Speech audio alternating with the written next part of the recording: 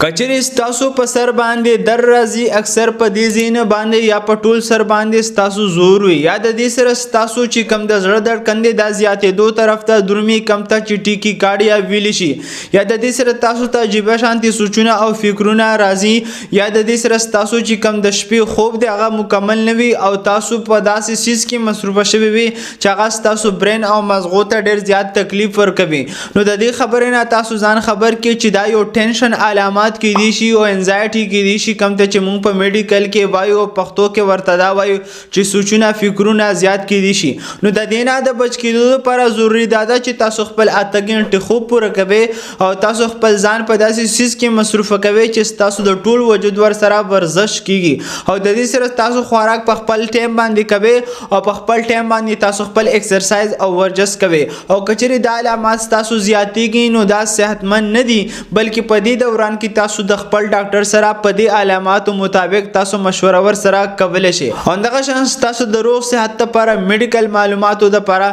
تاسو خپل کم ډیلی بیسس باندې روټین دی هغه کوي نو د علاماتو کې کموالی ډېر زیات راتلی شي.